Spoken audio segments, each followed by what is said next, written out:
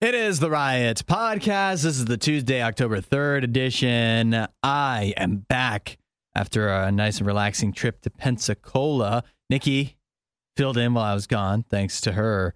But Isaiah, here's what I want to know.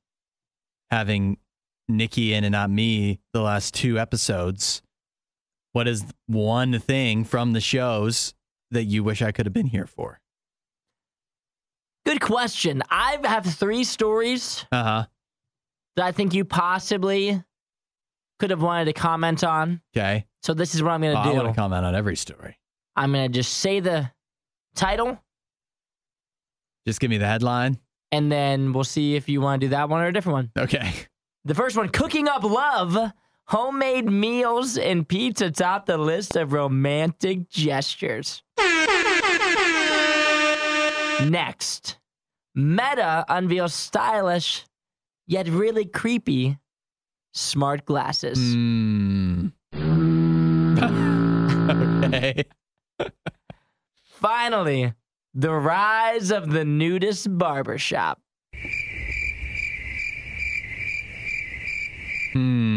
I'm curious about the glasses, but nudist barbershop. I mean, come on. That screams, doesn't it? What do you mean the rise? It's the rise in popularity of the nudist barbershop.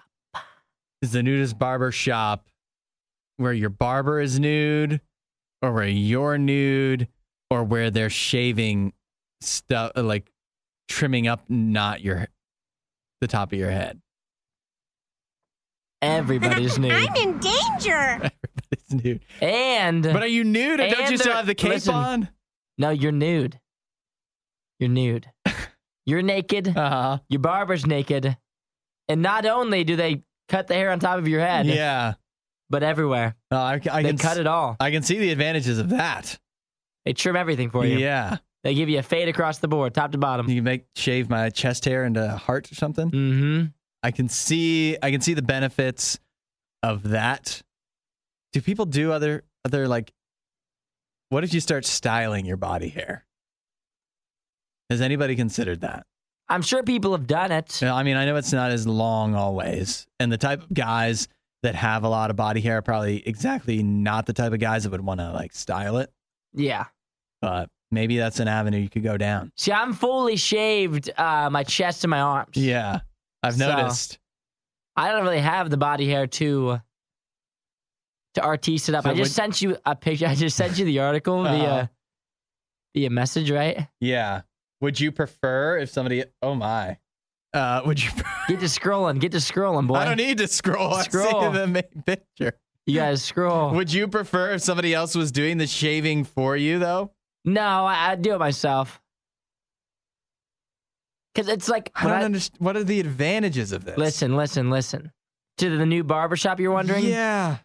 I know you see they're both naked. They're both, yeah, as the day they were born. It's because it's in Brazil. Mm-hmm. It's a little different culture there. Apparently, barbershops in Brazil, they say are very manly places. Okay. And so this is a way for it to be a little bit more free in there. A little more free flowing. Yeah, we're just a bunch of bros just hanging out. It's more chill. Yeah. Where the other one's a little more manly, I guess. More of like the bar feel, where like you can get like drinks at the barbershop and like they have sports on the TV, where this one isn't like that. It's different. It's not as manly. Oh. Or is it more manly? I don't know. Yeah. It's difficult to say. It's just a different feel. Now, what I said to Nikki was the thing I'm most traumatized by. Yeah. Is you think about the barbershop, right? So both people are naked, right? Yeah. The thing I'm most traumatized by is the setup in which the person who's getting their haircut is sitting down. Yeah. And the person who's cutting the hair is standing up. I'm looking at a picture where the alignment is questionable. It is just about eye level, which I think that for me, that would make for a long haircut. Yeah, it's just I don't know, it could be distracting, I could say. It feels like that could be distracting. And getting your haircut always feels awkward as it is to me. So Oh yeah. And like imagine like the conversation, like barbers always try to conversate, Mm-hmm. whether you want to or not. Imagine these conversations. Yeah. Yeah, what do you talk about? I'm trying to think of an advantage. I'm trying to think of why it might be a positive for anybody. Here's my thought. What if, right, your barber tries to give you like a haircut that fits your face, but maybe he needs to give you a haircut that fits your whole body? Like, how does this look when I can see everything? Does this haircut match your genitals, you know?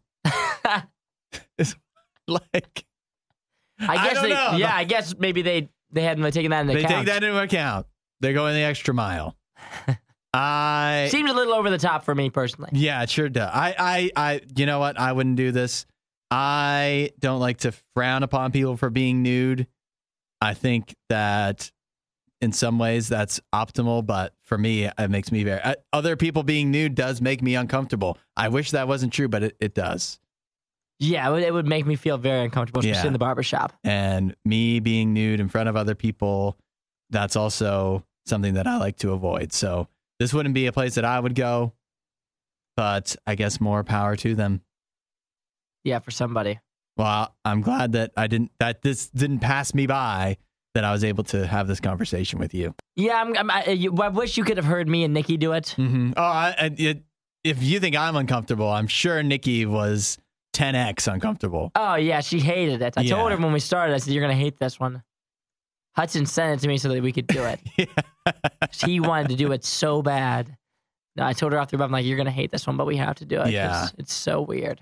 I'm not sure that Nikki's ever seen a person nude in her life, the way she acts about it. So, yeah, I think the other ones too, the glasses. Yeah, what makes those creepy? Can they top this creepy? I think it does. What do they do? The Meta came out with their style for the glasses, right? For the AI glasses. Uh-huh. Which I already hate. Yeah. Meta AI, hate it. But what else? What makes it worse? So the thing that makes it so weird is that there's a camera on it. You can take photos and videos on the sly. Yeah. Which, I mean, is right up Meta's alley with their whole disregarding privacy thing. Yeah. And so in my mind, I think that's weird.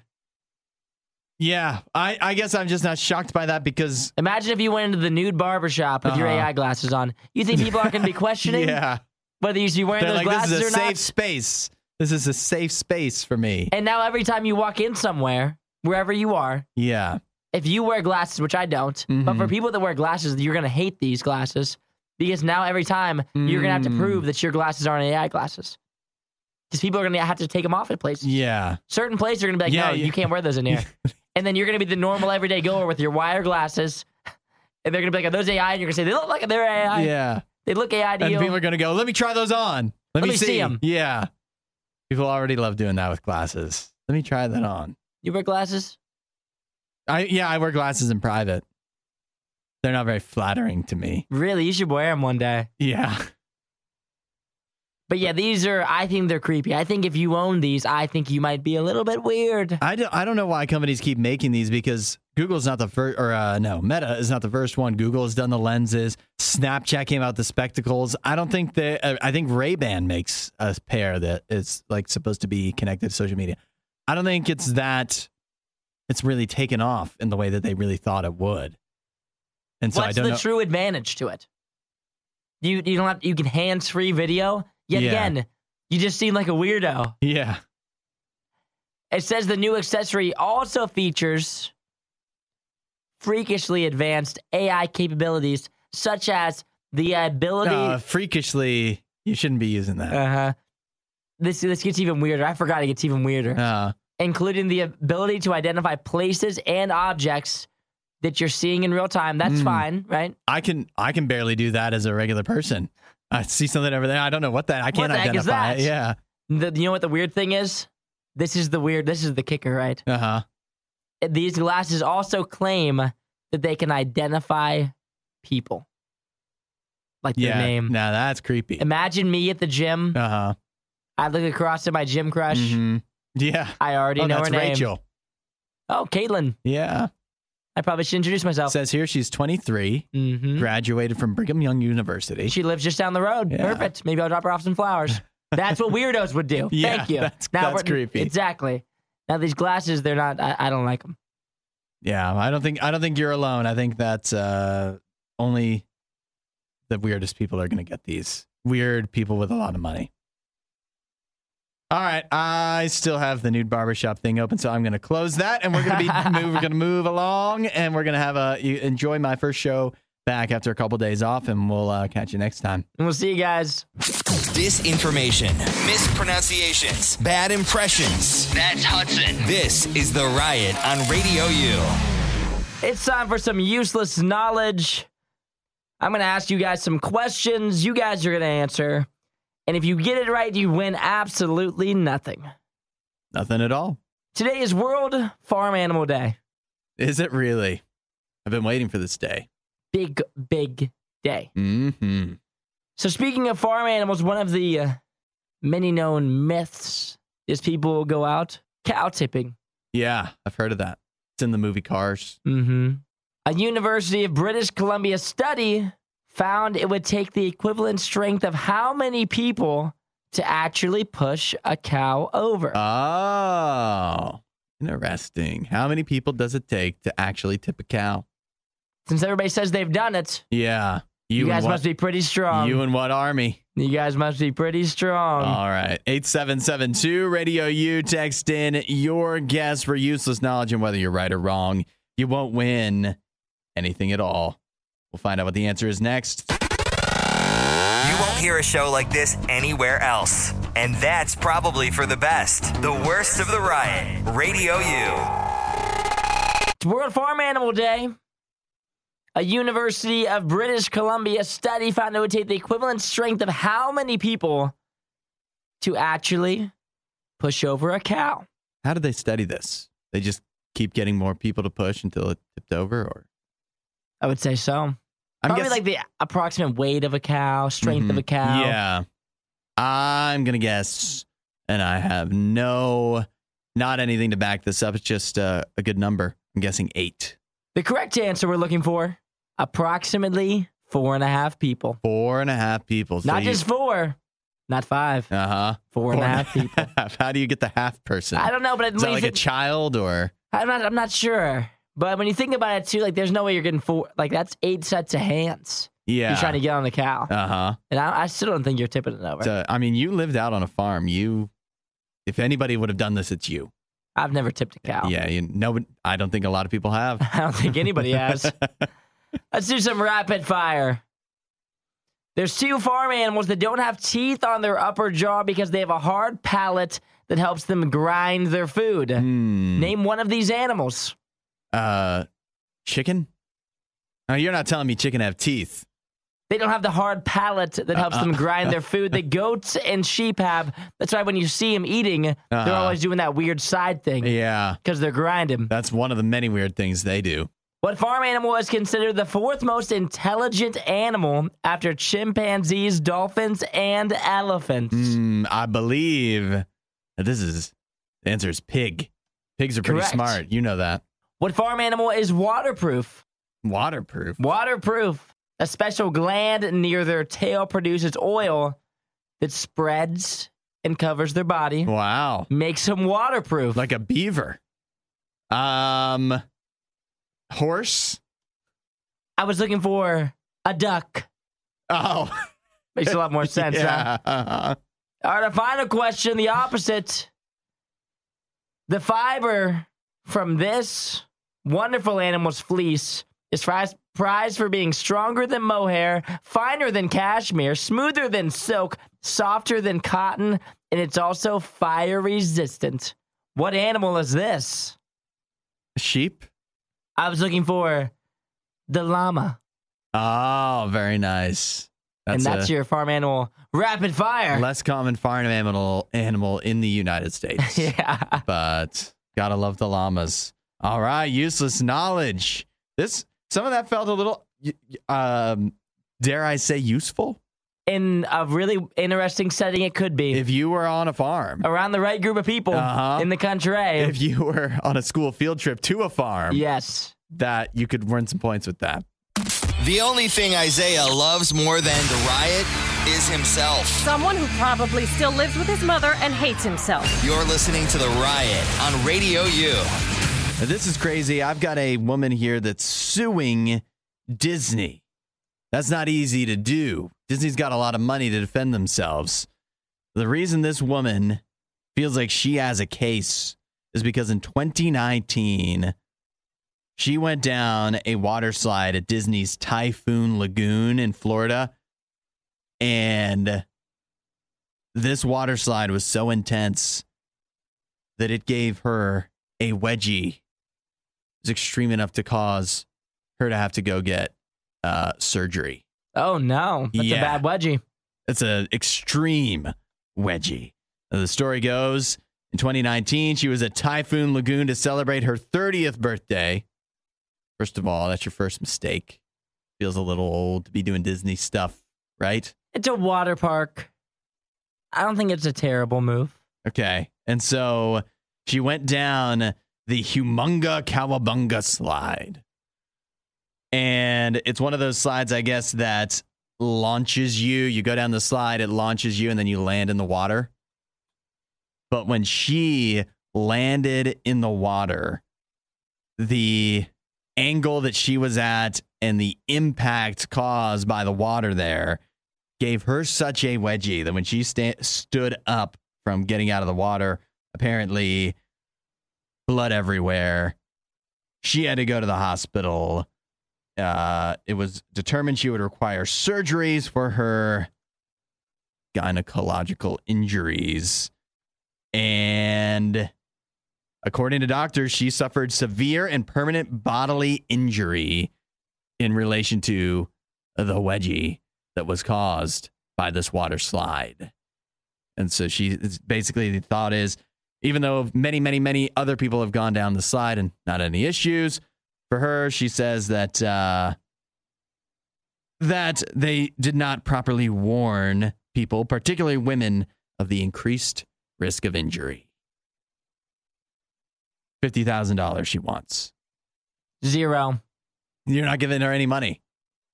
Let me put this in perspective. I know at first from the outside, this seems like this could be. It seems pretty bad. It seems like she could, but then let me tell you this much. Ready? This is what's wild. This slide. Yeah. The required height to go down it. 4 feet tall. I don't want to hear it. That is a 6-year-old. They have 5-year-olds go down the slide and they figured it out. This woman, a 30-year-old woman. They told you cross your legs. And she couldn't. And you couldn't follow that? It. She said, well, they told me to cross my legs, but they didn't tell me what would happen if I didn't. Well, if they tell you to cross your legs, that means cross them. You cross your legs. I don't know what to tell you. What more warning do you want? All the 6-year-olds got it. Every single 6-year-old figured it out when they said cross their legs. They got it. And you somehow didn't figure that out. I'm sorry. As an adult, if you don't follow directions, I don't know what to tell you. Unfortunately, bad things might happen. Yeah, bad things definitely happen. I mean, is that what the person who's hired, like the teenager that's up there telling you to cross your legs, you want them to go in depth. So let me just give you a rundown before you get on the slide, even though the line's already backed up all the way. There should be like a slideshow. Let me give you a whole warning of what's going to happen if you don't cross your legs. You want this woman, does she want her pictures to be used, the medical pictures to be used to explain to people going forward what can happen? Like, how long do you want this line to be? Now, let's have you sit down here before you get on here and sign this before you go down the same slide as the 7-year-old behind you, because clearly this is just so dangerous. No, just cross your legs like I told you to do, and then go on down. You think? Enjoy your day. And I'm not... At Disney's Typhoon Lagoon. I don't want to victim blame here, but I also think maybe her anger is misdirected. Maybe it's not Disney in the slide. Maybe she should be suing the swimsuit company. Maybe it was too tight. You know, it could be that. I think that also could be related here. I just and she said it doesn't warn women of increased risks of injury. Think about men. Think about the kind of impact that could make to us as well. I think You love doing that, don't you? Yeah. I just now forget about the women. What about the men? What about the men? I feel like in this scenario, this might be a little bit worse for the women. I just think, but all this said, $50,000, that seems reasonable. She had to, her nether regions, who knows what has happened to them? Truly, we don't know. Only the doctors and her do. And so $50,000, that feels reasonable. You tell me that Disney caused an injury to your privates, they should just give you $50,000, whether it was their fault or not. Find more Riot content online. riot.radiou.com. I have a survey here that asks people all about pizza, and there's so many fascinating things I'm finding here. First of all, the average American supposedly eats about 180 slices of pizza a year. Seems about right. You think that's right? 180. Let me do some math here. That's more than 10 slices a month. Yeah, but every time that you get pizza, you're probably eating what? At least 3 slices? Sure. And how often do you get pizza? Once every other week? Sometimes more than once a week? According to this survey, about 3 times a month, which would check out, actually. So I think, the math, it's about 3 slices a week. That's the math that they've got going here. That seems to check out. Now, see if you think this is surprising.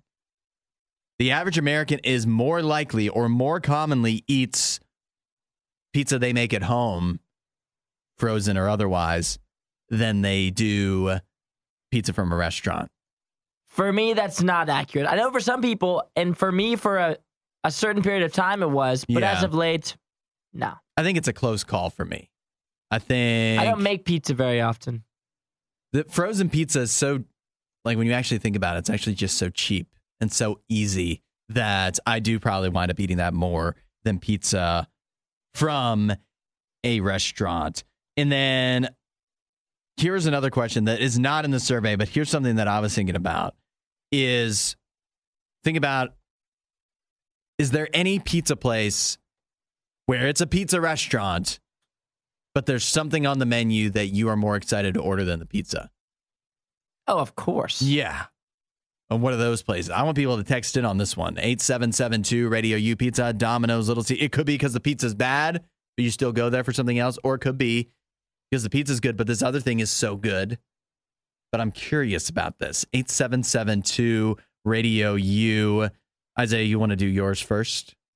Mine's Domino's. Uh-huh. Not the pizza. Yeah, what do you like at Domino's? I'm talking lava cakes, baby. You get the lava cake? The lava cake is the best thing that Domino's has to offer. I don't think I've ever even had that. You never had a lava cake? I don't think I've had a Domino's lava cake. A Domino's lava cake surpasses Domino's mid-pizza by tenfold. Yeah. It's about the only thing on their menu that they serve there. Mm-hmm. I think that is worth any amount of money almost. Well, it's interesting that you bring up Domino's because that was also going to be the first thing that leaped to mind for me is Domino's, but it's because I really like their cheesy bread that you get before. That's solid too. Which a lot of pizza places actually have that cheesy bread that sometimes is better than the pizza, but Domino's, that's what instantly jumped to mind. I would put that above their pizza as well. We do the $6.99 deal or whatever it is, the mix and match, and always get that cheesy bread because it's good. But if you've got a pizza place that has something better than pizza on their menu, 8772 RadioU, let us know. Disinformation, mispronunciations, bad impressions. That's Hudson. This is The Riot on RadioU. Is there a pizza place? What's a menu item at a pizza place where it's actually better than the pizza itself? Isaiah and I have each pointed out that at Domino's, the pizza is mid, and there's several other options there that are better than the pizza. Lots of texts coming in, too. We did get a text in from somebody who said, also the tater tots at Domino's, which I can't say I've ever had. I haven't either. I'm aware of them, haven't tried them. Apparently, they're better than the pizza. A couple of people texting in regional stuff like Susanna, not even regional. This has got to be a one-off place in Red River Gorge, Kentucky, a place called Miguel's, where they have better breakfasts than their pizzas. Interesting. Yeah, that's a good one. I suppose if I'm ever in Red River Gorge, Kentucky, and you're feeling breakfast, I'll make a note. Jason and Justin both texted in about Pizza Hut, which is actually what sparked this conversation for me, because I get the big dinner box at Pizza Hut with the wings. And I do enjoy Pizza Hut's pizza, but the wings might be better. And Jason agrees. He especially likes the Cajun dry rub, where Justin says their pasta at Pizza Hut is better than getting their pizza. Which is, I mean, Pizza Hut isn't like, you put that up against a local place, it's not as good, but their pizza, as far as chains go, it's good. It's actually pretty solid. Yeah, I like their pizza too. So it is pretty slept on. Yeah. Did you have any more? I have, if I'm going to go Sbarro, I'm not getting pizza. What are you getting? I'm getting Stromboli. I thought about that. For a lot of places, especially local places, the calzone or Stromboli is better than the pizza, or I'm more likely to order it. But I almost feel like that doesn't even count because those are so pizza adjacent. Very close. Yeah. But if I'm going to Sbarro, I'm getting the Stromboli. Yeah. Some other ones that I listed, these are all local ones. If you're in Indianapolis, Indiana, a place called Enzo's Pizza on the south side, they have like these stuffed breadsticks. They're stuffed with like pepperonis. Oh my gosh. 10 times better than the pizza. The pizza's okay. That was like right next to where I went to school. And then next to where I grew up. I call it Villa. There's another one. Some people call it Eagles. Shockingly. Some people call it a sling blade. I call it a Kaiser blade. Shockingly at Villa, it's not the pizza's good. I love the pizza. Yeah. But they've got these sugar cookies there that are so good. I have to get them every time. The sugar cookies there. That's surprising. The sugar cookies can surpass a pizza, but they're that good. I've also heard that the taco pizza there is better. But does that count? But I don't like taco pizza, so for me it's the pepperoni all the way. Yeah, okay. But yeah, I think it's pizza across the board. But yeah, the sugar cookie's better. And then also in my hometown, a place called Crino's, their wings are so much better than their pizza. I like the pizza. The wings surpasses every time. It's funny, some of these, how do you even discover them? You know what I mean? Yeah. Because you're going to a pizza place, you're going to get pizza. And so how do you even find out that the cookies are better? You try them one time. Yeah.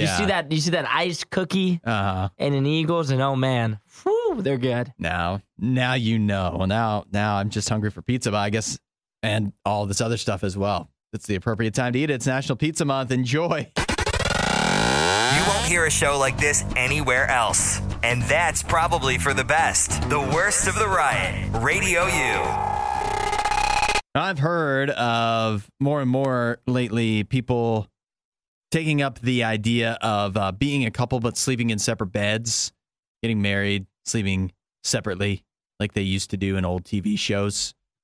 But this is taking that to the next level. In Japan, it is becoming very, very common what is called separation marriages. Some people also might call it, and I've heard of this in the U.S. too, living apart together. Living apart together. Living apart together. Living apart together. You're living together, but you're apart. Apart. Seems like a little bit redundant. They also call it weekend marriages, where I've heard of something like that. You have? Yeah. Mainly for dating, though. How does that work in dating for you? Usually it's when like one person doesn't really care about the other one. And so during the weekdays, off limits. But around like midnight on the weekends, they're like, hey, we still hang out, right? I've heard of that. Yeah, that sounds like trouble. Is what that sounds like. So does this. In Japan, and again, I've seen this in the United States, but apparently it's much more common in Japan, where people will get into relationships, get married, but continue on living separately. So some people, they're saying, even have kids together, and they'll get together, they'll hang out like on the weekends or whatever, but in the meantime, during the week, they work separately, they like don't have dinner together, they don't live together, they don't sleep together. They have different houses and then only congregate at certain times. And so the proponents of this say it allows couples to experience the combined benefits of being married and being single. But obviously, for it to be a strong, healthy relationship, it's important that it's based on mutual love and respect. And that's why they do this.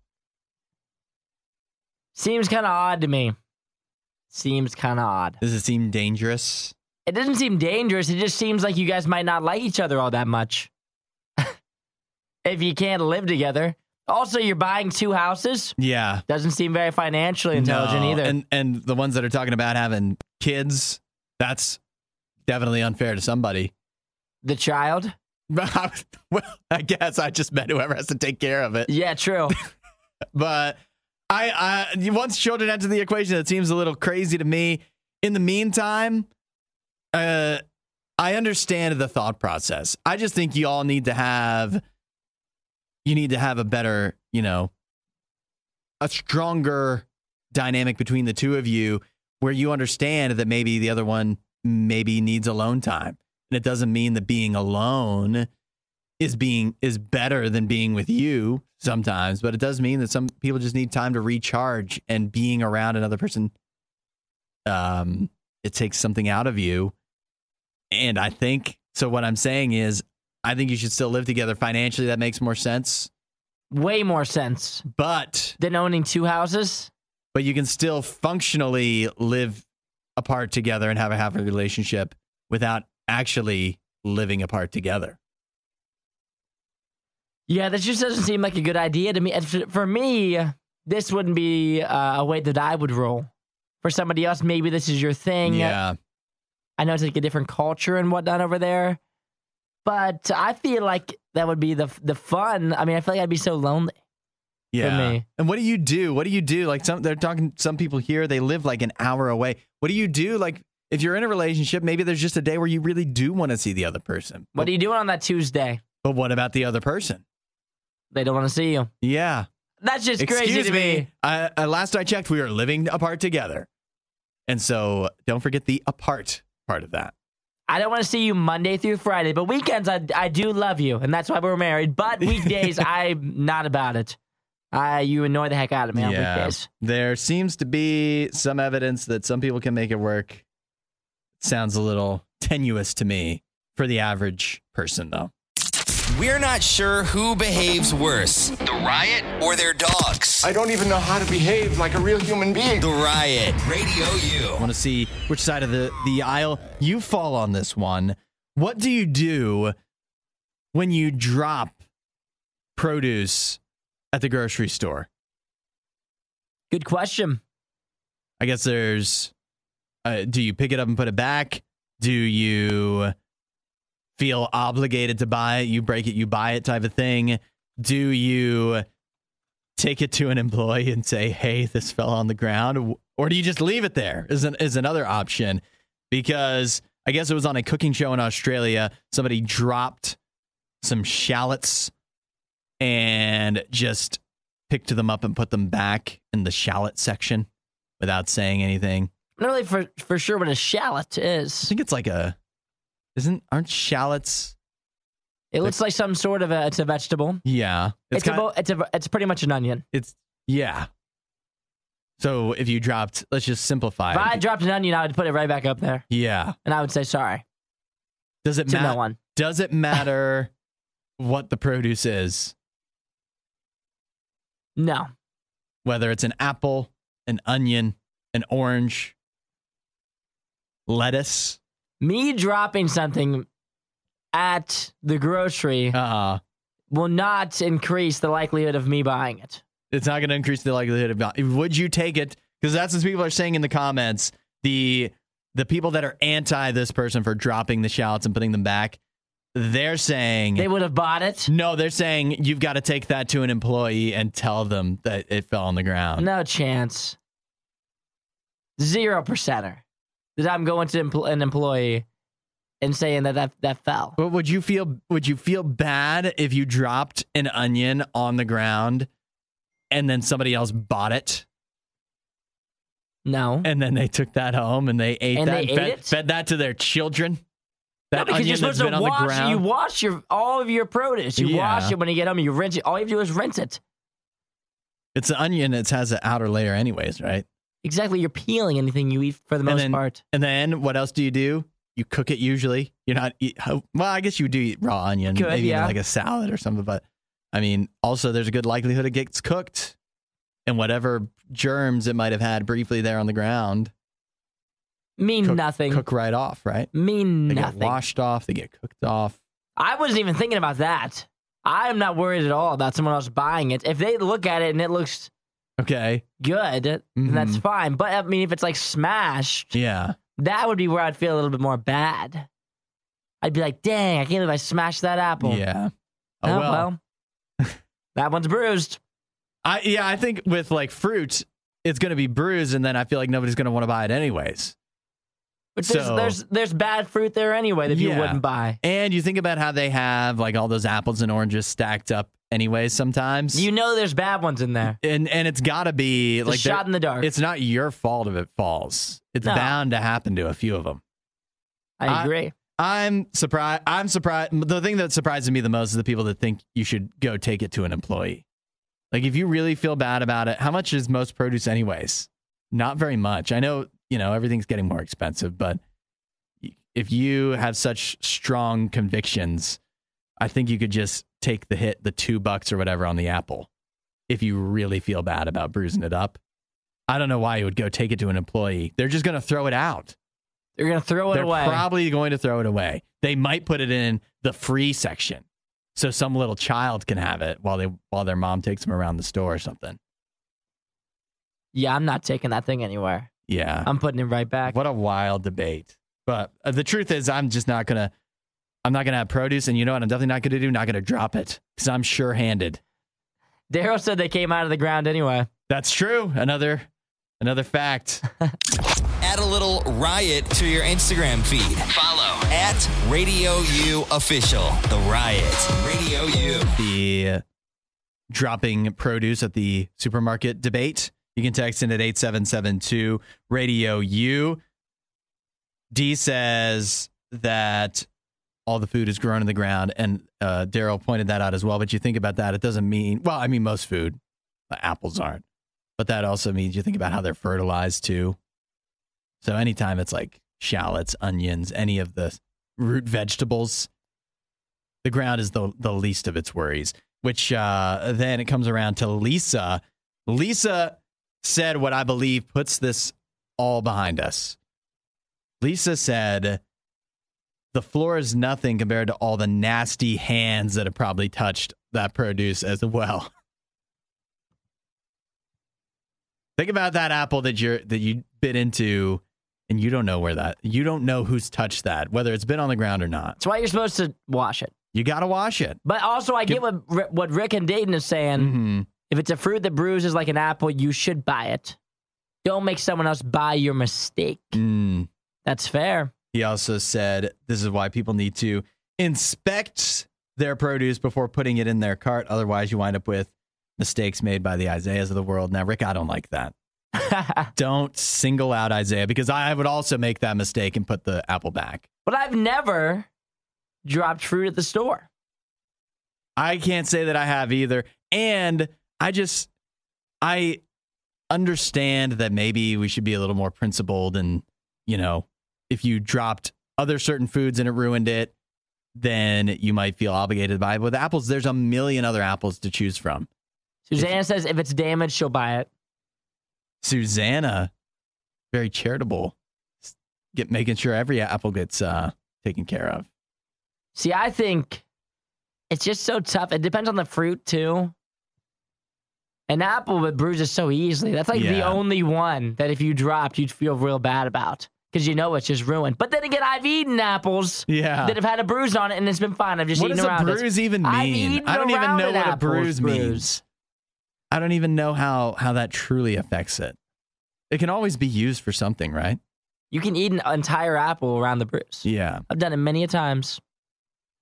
I apologize to Rick, but I don't think that's going to convince. I don't think I'm going to be convinced to not. What if you dropped a glass pickle jar?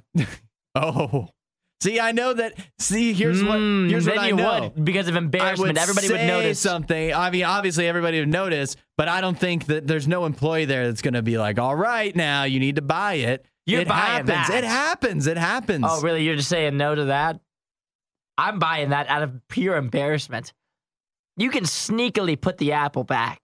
Nobody notices. You can sneakily put the onion back. When you drop a pickle jar, I mean, boy, How do you get out of there? How do you go about that? Do you grab another pickle jar? I might just leave. Scan it and then put it back, or I might just leave the store. I might stop my shopping trip in general. Head home in shame of what I did that day. What do? Do you go when you go to the checkout? Just say, "Hey, by the way, I also broke a pickle jar. Can you add that to my tab?" Sure. Yeah, you're not doing that. Yeah. How do you do that? I think they just say, "Don't worry about it." You think you get arrested? You walk out. It'd have to be a big pickle jar.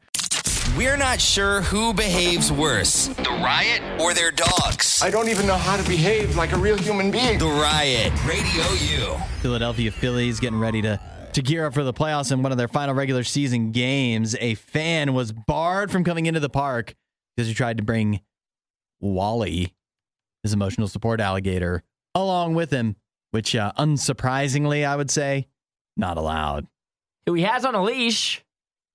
Does he have a muzzle on him, though? I don't think so. No muzzle. He's an emotional support animal. Why would he need a muzzle? Because it's an alligator, right? Pretty big teeth, pretty big chompers on there. The guy who owns or lives with Wally, the emotional support alligator, his name is Joy Henney, and he says the alligator helps him battle depression. He's never bitten anyone. He gives people hugs. He sleeps with him in bed. And this alligator is something of a social media star. He has more than 100,000 followers on TikTok. You think they could have made some exemption to get him into the Phillies game, right? It would have made for great PR for the Phillies. Yeah. They could have gotten a good video of it unless he bit someone. Yeah. Obviously, then bad PR again. But I'm looking at the Instagram here. He looks like a nice alligator. Do you ever think about this, though, whether it's like especially an alligator and this is the emotional support? One, how did you discover that this is what you needed to battle your depression?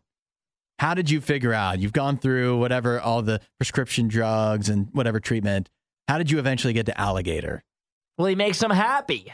Yeah, how do you even find that out? How do you know? What do you mean? Did you just see a picture of an alligator with a big smile and you're like, that's how I want to feel? And so I got to get me an alligator too? Or well, I don't know how you find this out. He had the alligator. And so he'd be even more, like life would be even worse if he didn't have the alligator. He's just thinking. I'm thinking that, yeah. I think he already had it and they determined he got it registered as his happy alligator. And then I don't even know what my second thought was. I'm just so thrown. taken aback by this. The wild thing is he's walking the alligator, but there's no lead here. The alligator's going wherever he wants. Yeah. But it's a small gator. It's not like a huge, big one. It's a little guy. I thought of what my other thought was. Do you think, particularly for an animal like an alligator, who's considering the alligator? Like maybe, don't you think it eats the alligator up inside? That like, what's he made to do? He's meant to chase things. He's meant to sneak up on zebras or whatever they eat and like chomp them, and he can't do that. Instead, he's sleeping in a bed with this guy. Or do you think he likes it? He loves it. Do you think the alligator is much happier I think too? Any alligator would rather have that life. If they just gave it a shot. Getting like food, not having to like fight for your food, just being fed, being pet, getting a nice bed to sleep in rather than like the rocks. You don't have to live in a swamp. You get to live in a house with like a mattress and stuff. No, I think this is definitely the best lifestyle you could have. Yeah. I think it's like a trustworthy dude. Joy Henney is his emotional support person. It is, yeah. Without him, he'd be out there doing who knows what. Yeah. Well, hopefully there's some documented cases of animals being banned from baseball stadiums and that be getting a curse. So hopefully that doesn't happen for the Phillies. You've made it all the way to the end of the Worst of the Riot. This show only exists because of support from listeners like you. Find out more and help out at RadioU.com/donate.